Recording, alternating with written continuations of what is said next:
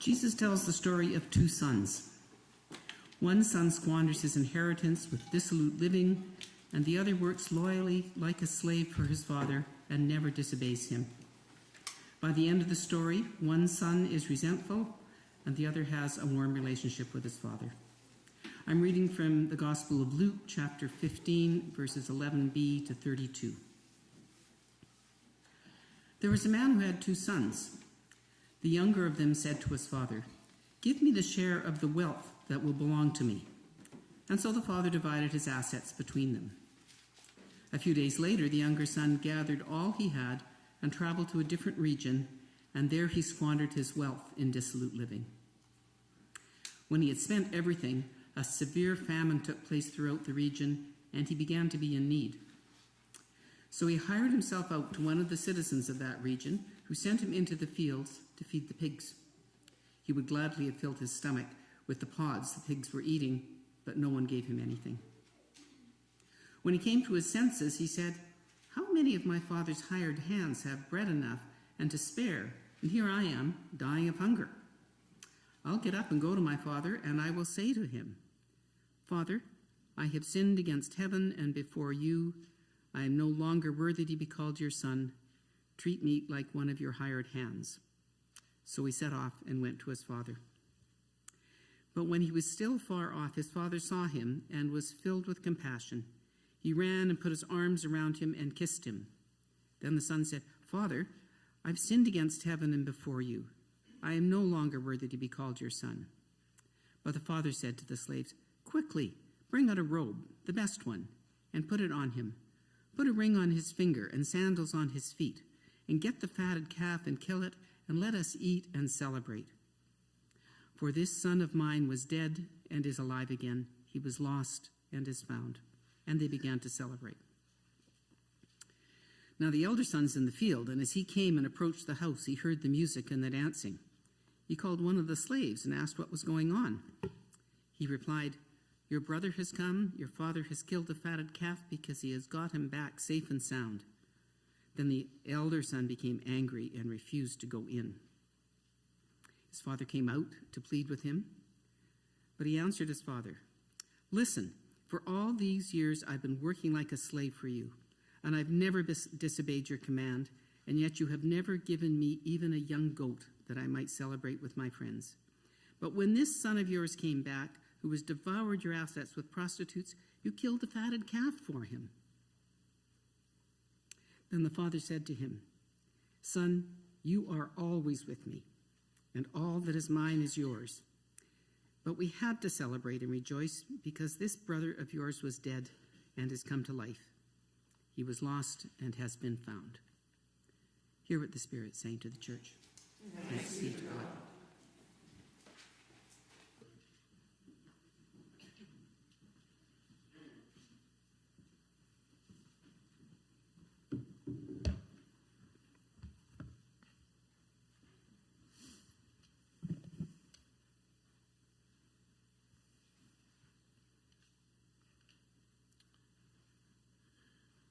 Well, the good news this morning is that God grades us on relationships, not getting it right all the time. And I want us to believe this good news because embracing our relationships makes us a better version of ourselves, builds our faith community, and really adds authenticity to our witness to the world. The Bible is full of relationship stories. We just heard one, and we're going to come back to this one. One of the most important relationship stories is the relationship between God and Abraham. And key points in this story happen about every 10 chapters in the book of Genesis, the very first book of the Bible. So Genesis 12, Genesis 22, and Genesis 32. Genesis 12, God calls Abraham. He's called Abram at the time. Added a couple letters later on.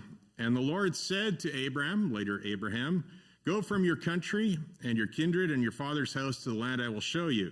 And so Abraham went as the Lord had told him. And Abraham gets an A for obedience, 100%. I mean, imagine if God shows up and says, "You're leaving everything you know and everyone you know, and you're going to a completely different place."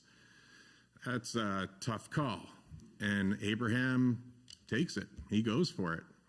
A, for obedience. 10 chapters later, Genesis 22, God tests Abraham. And God says to Abraham, sacrifice your son Isaac. Go to the land of Moriah and offer him there as a burnt offering on one of the mountains that I shall show you. Now, this is one of the most troubling stories of the Bible. What a test. Does Abraham pass that test? Well, here's what Abraham does.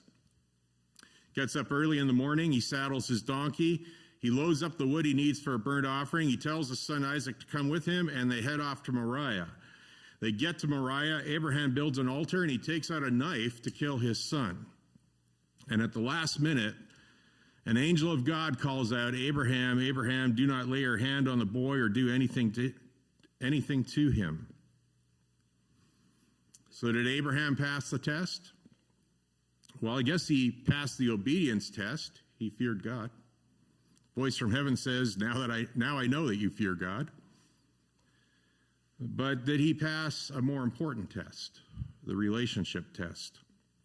It's interesting, if you keep reading through this story as it unfolds, God never speaks to Abraham again. At least it's not recorded. It seems like the intimacy that they had has vanished. Abraham never speaks to God again, but only about God. Abraham journeys to Mount Moriah with his son, but comes back alone. Isaac is not with him. He never speaks to his son again. Isaac never saw his father alive again, only reuniting with his brother Ishmael to bury their dead father. Sarah dies at the end of this terrible story. Abraham likely had not told her anything about the purpose of the trip to Mount Moriah with Isaac. Upon her husband's return, did she die from shock, hearing that her son had barely been spared execution? Maybe. Was she devastated that her husband would do such a thing? Likely. Abraham ended his life more or less alone, separated from everyone that mattered, including God.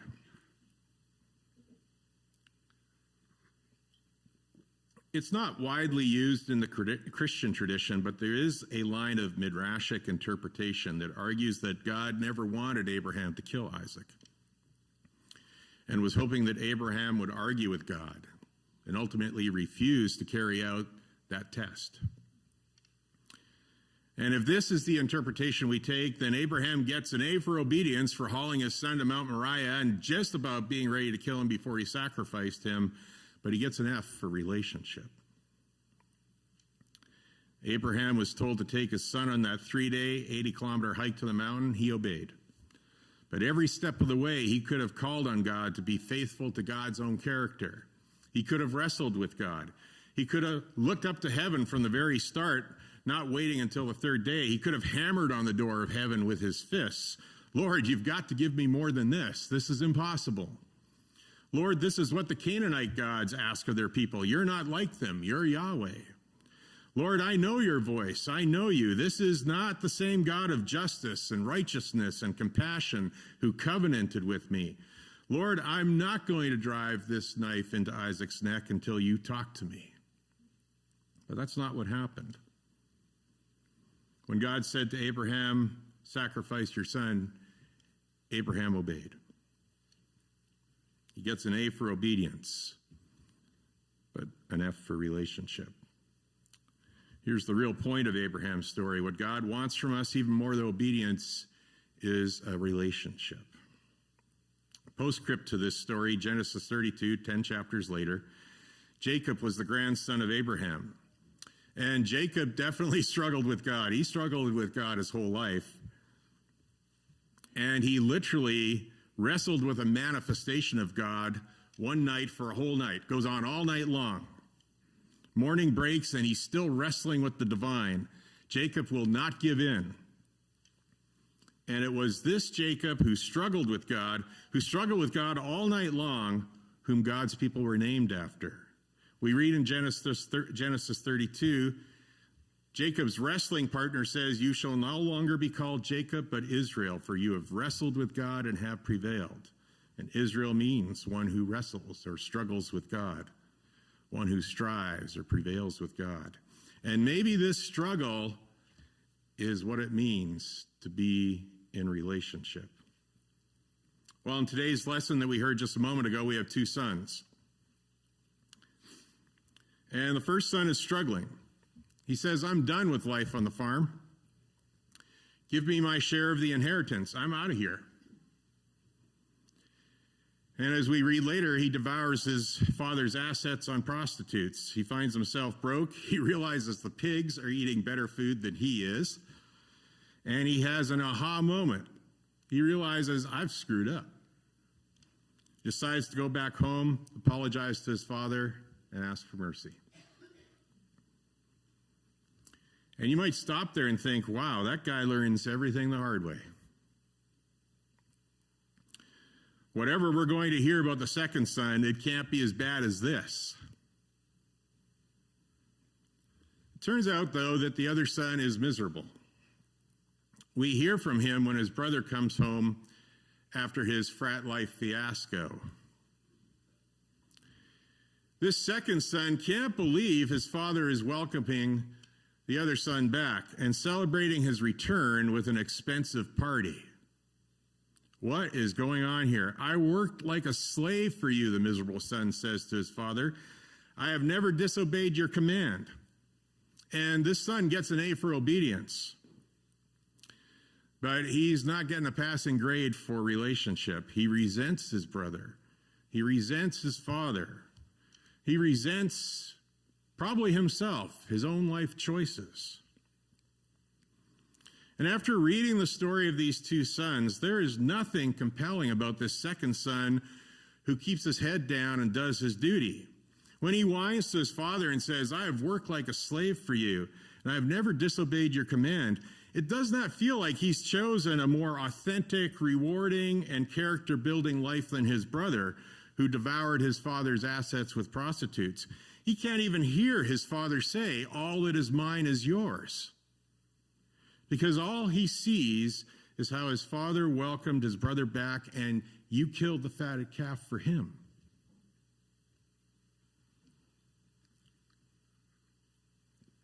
Credit where credit is due. The son gets an A for obedience, but he doesn't get a passing grade for relationship. So what do we learn from this?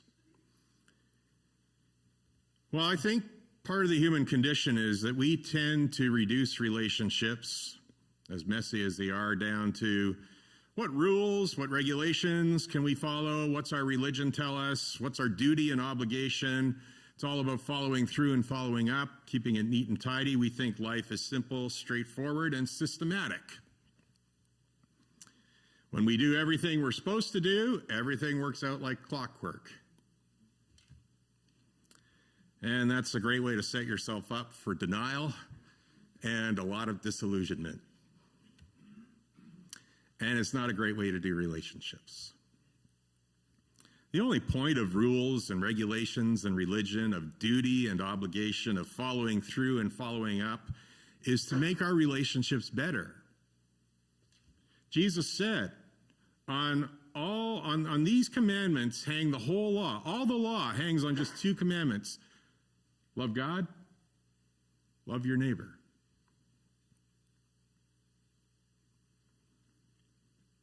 Relationships are not neat and tidy.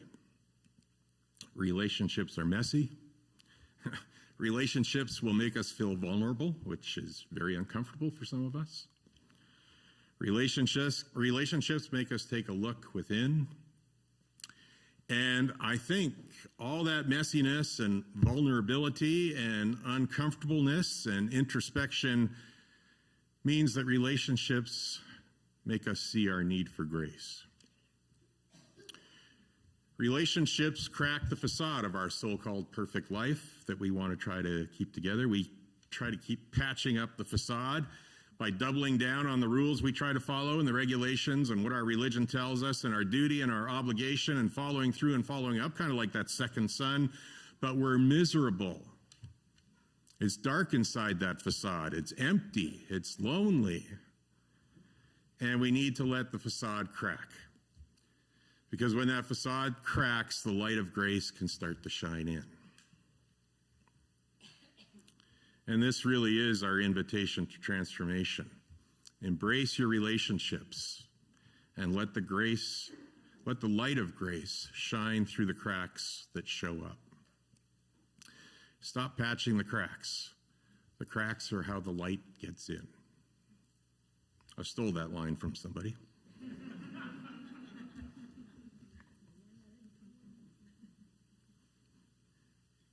I went to grad school or seminary on a full academic scholarship. I was advanced in biblical languages, so they asked me to teach Greek to my fellow seminary students. In my second year, 4 profs hired me as a teaching assistant. I was the editor of the weekly school newsletter. I designed a database for the school library. I was given the opportunity to study in Philadelphia for my 3rd year. I was literally getting straight A's in school and doing everything right. But also, while that was going on, I was getting an F in a very important relationship. And I was angry. Spent my second year of grad school driving my car some nights for hours on the ring road surrounding town where my school was located. And I wore out a set of tires and brakes that year, driving that ring road night after night, yelling at God. My life should be neat and tidy and perfect. I'm doing everything right. I had worked like a slave and never disobeyed a command. And my life was not neat, tidy, and perfect.